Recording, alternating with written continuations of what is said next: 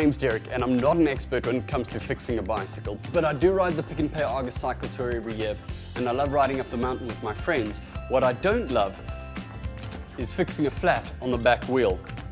This whole setup here completely intimidates me, so I'm going to get some good advice from somebody who knows a lot more about this than I do. Jared's been in the bicycle maintenance business for 10 years now. Jared, where do I start when it comes to a flat on the back wheel? The first thing we need to do is always put the chain down in the smaller sprocket. Makes it a whole lot easier to take off and also put back on. Okay. Undo the skewer. You'll see the wheel just doesn't just fall out. If we pull the derailleur back, swinging it away, it allows us to take it down, off and out. Often you'll see you'll get a flat and it'll be quite soft, but not necessarily devoid of air completely. So what we need to do is just open up the valve and let the rest of the air out by depressing the valve. Right.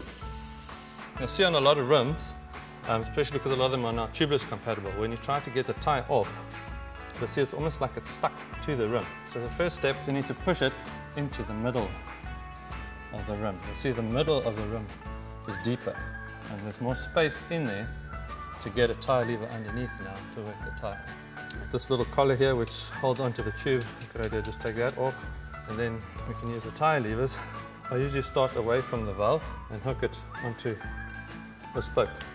Then you take a second one a little bit further on, not too far, pull that one down and then you do that again, and by the time you've done that 2 or 3 times, you'll see you can actually just slide the tyre lever. You'll see now it's nice and open and free. You can just reach in, pull the tube out. Then what you need to do to get that part out is pull the tyre away and pull the tube out. Now, most of the time, because of the price of tubes, most people are just going to throw in another tube. I think gone are the days of sitting on the side of the road trying to patch a tube. What we need to do is put a little bit of air in the tube so that it just forms the shape of the tube. We don't want it to stretch because it makes it big. And just close the valve so that when we put it in, we let all the air out. Right. Pull back the tyre to expose the valve hole. Put the valve in. Pull the tyre over the tube. It's a good idea just to feed the tube, just step by step. Do the tube into the tyre and then push the tube over the rim. Then starting at the valve, you need to put the bead of the tyre into the rim, which you can do working it around carefully with your thumb. You'll see often towards the end it gets quite tight. And usually what I do is I go back and I just do that trick again where you push the bead into the middle and it creates more play or looseness in the tyre for the run.